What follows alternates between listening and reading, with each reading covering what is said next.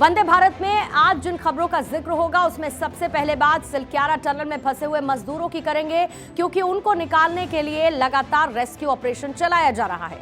War level पर rescue operation जारी है और रेस्क्यू ऑपरेशन को पूरा होने में कुछ ही घंटे का वक्त और लग सकता है। पिछले 12 दिन से मजदूर और रेस्क्यू ऑपरेशन की टीम चट्टानों से चुनौती ले रहे हैं और इस चुनौती में हौसले की जीत तय है। अगली खबर पाकिस्तान को लेकर, जो मानने को तैयार नहीं। एक बार फिर से नापाक हरकत की पाक ने जम्मू कश्मीर के राजौरी में आतंकी वारदात को अंजाम दिया। सुरक्षा बलों के जवानों ने लश्कर के टॉप कमांडर समेत 2 आतंकियों को ढेर कर दिया है। बात कनाडा की भी होगी, क्योंकि कुछ महीने पहले कनाडा ने भारत पर गंभीर आरोप लगाए कि आतंकी निज्जर की हत्या में इंडियन डिप्लोमेट का हाथ है। इस आरोप पर अभी तक कोई सबूत भी नहीं दिया और इसी बीच आतंकी पन्नू को लेकर अमेरिकी सरपरस्ती भी देखी जा रही है। वो सरपरस्ती क्या है, तफसील से आपको आगे दिखाने वाली हूं, लेकिन सबसे पहले उत्तरकाशी की खबर, टनल हादसे की खबर, जिसमें जारी रेस्क्यू ऑपरेशन अब अपने आखिरी पड़ाव पर है। देश विदेश से आई मशीनों के जरिए अब बचाव दल 41 मजदूरों को निकालने के बेहद करीब जा पहुंचा है। करीब 47 मीटर तक ड्रिलिंग हो चुकी है। हालांकि ऑगर मशीन में मामूली खराबी की वजह से रेस्क्यू ऑपरेशन फिलहाल रुका हुआ है। मजदूरों को निकालने के लिए जाहिर है कि दिन और रात टीम ने एक कर दिए हैं और ये बचाव कार्य लगातार जारी है। ये जो इस वक्त आप मेरे आगे ग्राफिक्स देख रहे हैं, इसमें सुरंग के बारे में आपको मैं जानकारी दे देती हूं और साथ ही ये भी बताती हूं कि आखिर किस तरीके से फंसे हुए मजदूरों को निकाला जाएगा। ये जो सिलक्यारा एंट्री पॉइंट इस वक्त आप देख रहे हैं, सिलक्यारा एंट्री पॉइंट से ड्रिलिंग की जा रही है। जहां पर आपको इस वक्त मजदूर फंसे हुए नजर आ रहे हैं, वो ठीक पॉइंट है जहां 12 मीटर से ज्यादा की दूरी है और इसको हेवी ऑगर मशीन के जरिए ड्रिलिंग की जा रही है। मशीन के जरिए 800 mm के पाइप को अंदर भेजा जा रहा है और इसी के जरिए मजदूरों को निकाला भी जाएगा। जाहिर है कोशिश ये है कि जल्द से जल्द ये रेस्क्यू ऑपरेशन पूरा हो और मजदूर सही सलामत बाहर निकल पाए। मजदूर सही सलामत निकालने के लिए दुआओं का दौर भी जारी है और इस रेस्क्यू ऑपरेशन पर मुख्यमंत्री पुष्कर सिंह धामी से लेकर प्रधानमंत्री नरेंद्र मोदी तक हर किसी की नजर है। मजदूरों को निकालने के लिए विज्ञान के साथ साथ भगवान का भी सहारा है। सुरंग के पास स्थानीय देवता की डोली को लाया गया। भगवान भौकनाथ की शरण में सरकार और स्थानीय लोग हैं। भगवान के सामने मुख्यमंत्री पुष्कर सिंह धामी ने शीश नवाया, तो उधर राहत और बचाव कार्य भी जारी है।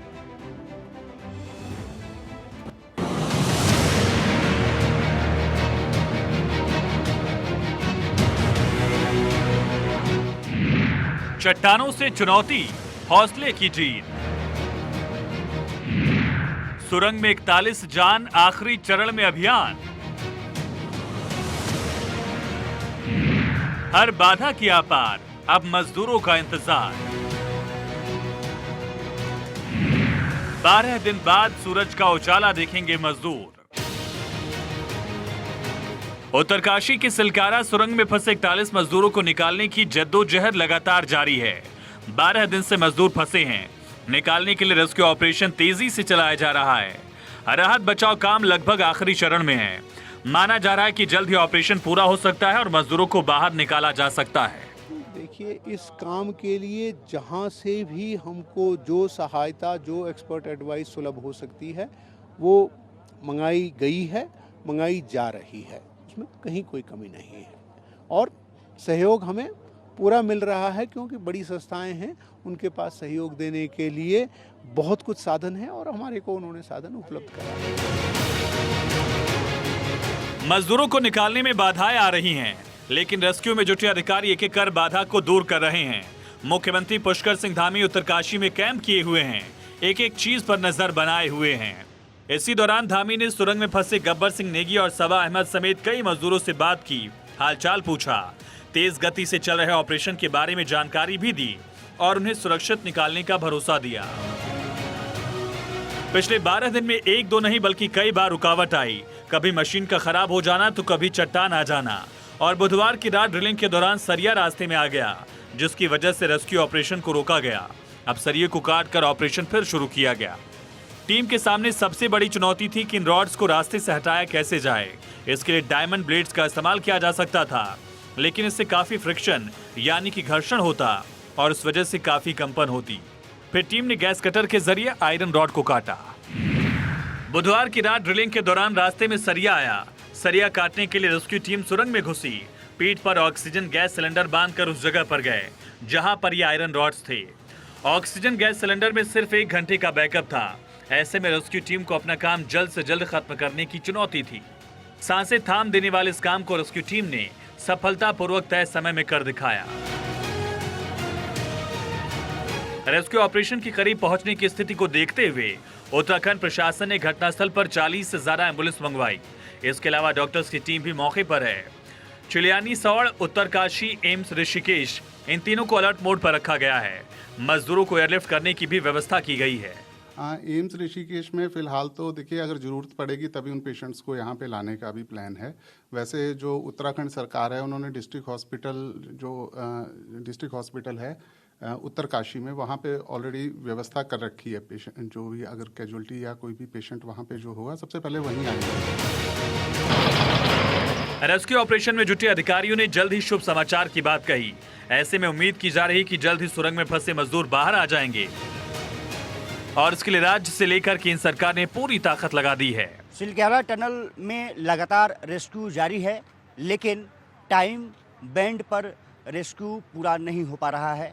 चुनौतियां तमाम हैं और चुनौतियां ऐसी कि अगर मशीन को काम करना रोकना भी पड़ रहा है।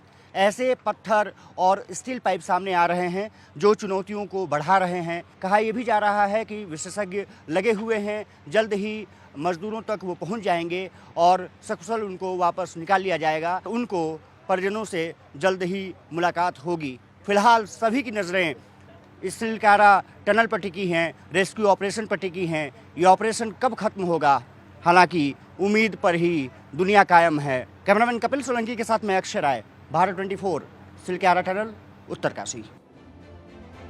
अगली खबर जम्मू कश्मीर से, जहां पर लगातार आतंकियों को मिट्टी में मिलाया जा रहा है। राजौरी में लश्कर के टॉप कमांडर समेत 2 आतंकियों को सुरक्षा बलों ने ढेर कर दिया।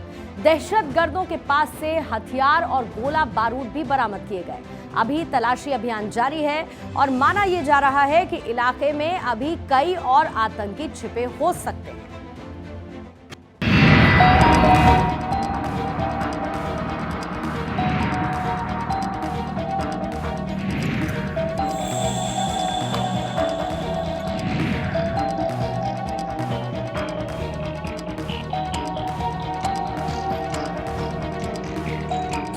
जम्मू कश्मीर में एनकाउंटर, नहीं बचेंगे देश के दुश्मन।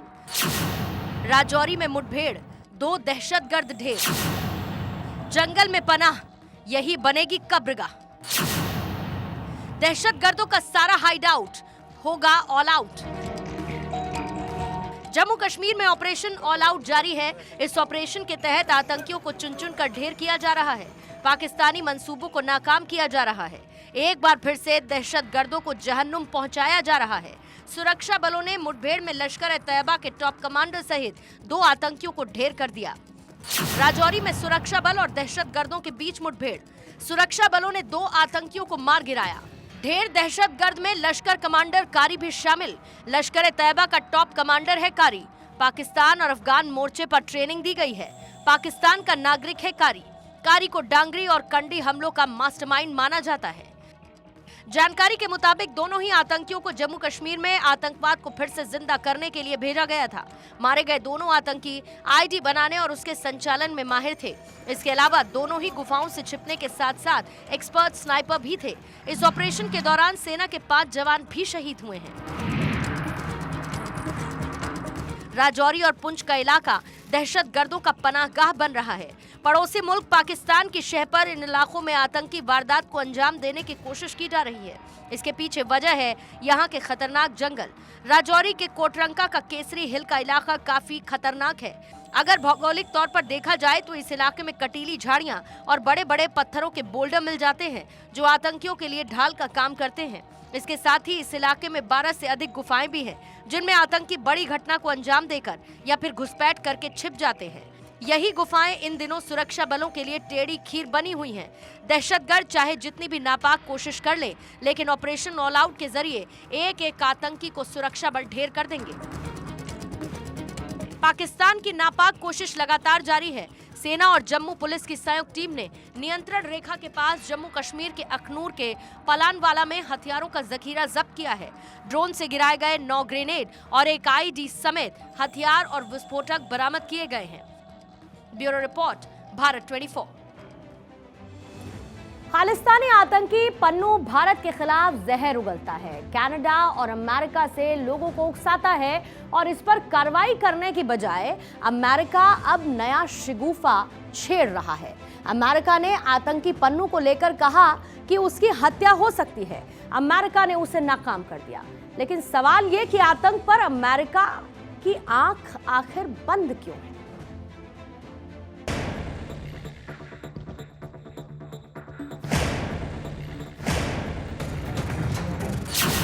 आतंकी पन्नू को अमेरिका की सरपरस्ती। अमेरिका की डिप्लोमेटिक वार्निंग, भारत का कड़ा जवाब। हिंदुस्तान के दुश्मनों का हर हाल में होगा हिसाब। आतंक पर अमेरिका की आंख क्यों बंद? पन्नू को अमेरिका में पनाह, माफ नहीं होगा गुनाह। खालिस्तानी आतंकी हरदीप सिंह निज्जर की हत्या को 5 महीने बीत चुके हैं। 18 जून 2023 को कनाडा के शहर में गुरुद्वारे के बाहर निज्जर की गोली मारकर हत्या की गई थी। आतंकी निज्जर की हत्या पर कनाडा के प्रधानमंत्री ने भारत पर गंभीर आरोप लगाए, लेकिन अभी तक कनाडा ऐसा कोई सबूत पेश नहीं कर पाया जिससे यह साबित हो सके कि कनाडा में हुई निज्जर की हत्या में भारत डायरेक्ट या इनडायरेक्ट तौर पर शामिल था। अब एक और खालिस्तानी आतंकी गुरपतवंत सिंह पन्नू पर अमेरिका ने नया शिगुफा छेड़ दिया है। अमेरिकी शिगुफे की शुरुआत ब्रिटिश अखबार फाइनेंशियल टाइम्स की रिपोर्ट से हुई, जिसमें दावा किया गया कि भारत के खिलाफ जहर उगलने वाले खालिस्तानी आतंकी पन्नू की अमेरिका में हत्या की साजिश रची गई, लेकिन इसे अमेरिका ने नाकाम कर दिया। रिपोर्ट में यह भी दावा किया गया कि इस मामले को अमेरिका ने भारत सरकार के सामने उठाया है। ब्रिटिश अखबार की खबर पर अमेरिका ने मोहर लगा दी। यूएस की नेशनल सिक्योरिटी काउंसिल के प्रवक्ता एंड्रियन वॉटसन ने कहा है कि अमेरिका अपनी धरती पर एक सिख अलगाववादी को मारने की साजिश को बहुत गंभीरता से ले रहा है। हमने भारत सरकार में सबसे सीनियर लेवल पर मामले को उठाया। भारतीय अधिकारियों ने इस मुद्दे पर चिंता जताई है। उन्होंने हमें आश्वस्त किया कि भारत ऐसी पॉलिसी को बढ़ावा नहीं देता है।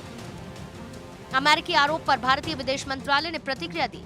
विदेश मंत्रालय ने कहा कि भारत ऐसे इनपुट्स को बहुत गंभीरता से लेता है क्योंकि हमारे सुरक्षा हितों को भी खतरे में डाल सकते हैं। अमेरिकी आरोपों के मामले में विभाग जांच कर रहे हैं।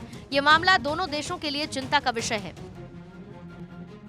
कनाडा की तरह अमेरिका के खुफिया इनपुट्स पर भी सवाल उठाए जा रहे हैं, क्योंकि अब तक ये सामने नहीं आया कि क्या अमेरिका ने इस साजिश से जुड़ा कोई सबूत भारत के साथ साझा किया है।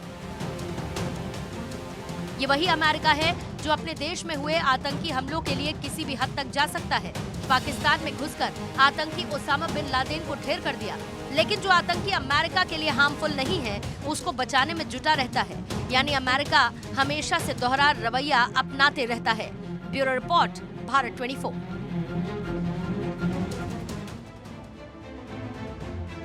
डीप फेक, ये शब्द कुछ दिन पहले तक बहुत कम लोग जानते थे। कुछ दिन पहले सोशल मीडिया पर एक वीडियो वायरल होता है और इसके बाद इस शब्द की चर्चा तेज हो जाती है। अब डीप फेक को लेकर केंद्र सरकार सख्त है। डीप फेक टेक्नोलॉजी के बढ़ते खतरे से निपटने के लिए केंद्र सरकार जल्द ही सख्त कदम उठा सकती है। सरकार इसको लेकर सख्त नियम ला सकती है जिसमें कार्रवाई का भी प्रावधान होगा।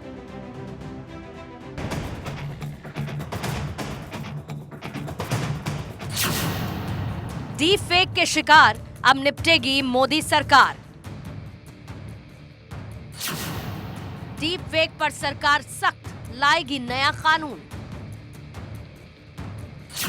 डरावना है डीप फेक, सरकार का नया टेक। डीप फेक वीडियो को रोकने के लिए सरकार नया कानून लाने की तैयारी कर रही है। केंद्रीय दूरसंचार मंत्री अश्विनी वैष्णव ने डीप फेक को लोकतंत्र के लिए नया खतरा बताया है। इससे हमारी सोसाइटी को नुकसान हो रहा है, हमारे सोशल इंस्टीट्यूशंस को नुकसान हो रहा है, हमारी डेमोक्रेसी पे बड़ा एक खतरा ये उभर के आया है। केंद्रीय मंत्री ने सभी सोशल मीडिया प्लेटफॉर्म्स को मीटिंग के लिए बुलाया था। सभी के साथ चर्चा हुई और सभी ने डीप फेक के खतरे और इसकी गंभीरता को स्वीकार किया कि ये एक बहुत बड़ा सामाजिक खतरा बनकर उभरा है। जरूरत है कि जल्दी से जल्दी इस पे स्टेप्स लिए जाएं, चाहे वो कानूनी हो, चाहे वो रेगुलेटरी हो, चाहे वो टेक्नोलॉजिकल हो, हर एक तरह के स्टेप्स हमको लेने की जरूरत है। आज सभी सोशल मीडिया प्लेटफॉर्म्स को एक डिटेल्ड मीटिंग के लिए बुलाया गया था। सबके साथ विस्तृत चर्चा हुई। डीप फेक्स आज एक बहुत बड़ा सामाजिक खतरा उभर के आया है। सरकार अगले कुछ हफ्तों में रेगुलेशन के ड्राफ्ट को तैयार करने की कोशिश करेगी, जिससे जल्द से जल्द सोसाइटी और सोशल इंस्टीट्यूट्स को बचाने का काम किया जाए। सरकार का कहना है कि 4 चीजों पर एक साथ मिलकर काम करना पड़ेगा। पहला, डीप फेक को पोस्ट करने से पहले कैसे रोकें। दूसरा, डीप फेक वीडियो वायरल होने से कैसे रोकें। तीसरा, रिपोर्टिंग मैकेनिज्म को कैसे बेहतर करें। चौथा, अवेयरनेस बढ़ाने को लेकर कैसे मिलकर काम करें। प्रधानमंत्री मोदी ने बुधवार को ही G20 वर्चुअल समिट को संबोधित करते हुए आगाह किया था कि डीप फेक बड़े संकट का कारण बन सकता है। डीप फेक समाज के लिए, व्यक्ति के लिए कितना खतरनाक है, इसकी गंभीरता को समझते हुए हमें आगे बढ़ना होगा। हम चाहते हैं कि AI should reach the people and it must be safe for the society। इसी अप्रोच के साथ भारत में अगले महीने ग्लोबल AI पार्टनरशिप समिट आयोजित की जा रही है। मुझे विश्वास है कि आप सभी इसमें भी सहयोग देंगे। भारत के बड़े बड़े सेलिब्रिटीज डीप फेक का शिकार हो रहे हैं। पिछले दिनों अभिनेत्री रश्मिका मंदाना और क्रिकेट लीजेंड सचिन तेंदुलकर की बेटी सारा तेंदुलकर और कटरीना कैफ भी डीप फेक का शिकार हो चुके हैं, जिसके बाद से ही सरकार डीप फेक के खिलाफ एक्शन मोड में है। Bureau report, Bharat 24। उत्तर प्रदेश की योगी आदित्यनाथ सरकार ने प्रदेश में हलाल सर्टिफाइड उत्पादों की बिक्री पर कुछ दिन पहले बैन लगाया और अब इसी तरीके की मांग बिहार और कर्नाटक में उठने लगी है। कर्नाटक में बीजेपी के नेताओं ने भारत के सभी राज्यों में खाद्य पदार्थों, दवाओं और कॉस्मेटिक उत्पादों के हलाल सर्टिफिकेशन पर प्रतिबंध लगाने का आह्वान किया। वहीं केंद्रीय मंत्री गिरिराज सिंह ने राज्य के मुख्यमंत्री नीतीश कुमार को पत्र लिखकर हलाल सर्टिफाइड प्रोडक्ट पर बैन लगाने की मांग की।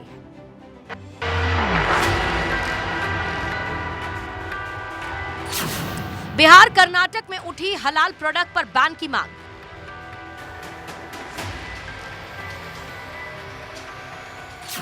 बीजेपी की मांग, बंद हो हलाल सर्टिफाइड प्रोडक्ट।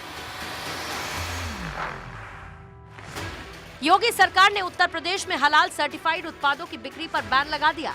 प्रतिबंध के बाद सख्ती बढ़ी, दुकानों पर छापे मारे जा रहे हैं, प्रोडक्ट्स को सील किया जा रहा है। अब बिहार और कर्नाटक में भी इसकी मांग उठी है।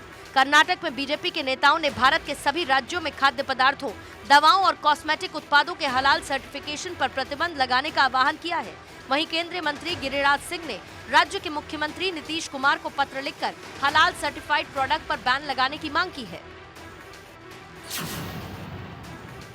बिहार में अनेक खाद्य पदार्थों और अन्य आवश्यक सामग्रियों जैसे खाद्य तेल, नमकीन, ड्राई फ्रूट, मिठाइयों, कॉस्मेटिक, दवाओं और मेडिकल उपकरणों का हलाल कारोबार हो रहा है, जबकि इस प्रकार की सामग्रियों के मानक से संबंधित प्रमाणन के लिए FSSAI जैसे मानक ही वैध हैं। हलाल कारोबार के अंतर्गत जिन चीजों का इस्लाम से कोई संबंध नहीं, उनका कारोबारी इस्लामीकरण हो रहा है। कुछ संस्थाएं हलाल सर्टिफिकेट देने की स्वयंभू हो गई हैं। सामान बनाने वाली कंपनियों को मोटी रकम देकर हलाल सर्टिफिकेट दे रही हैं। इस बात की आशंका निराधार नहीं है कि हलाल सर्टिफिकेशन और कारोबार के पीछे एक बड़ा षड्यंत्र है।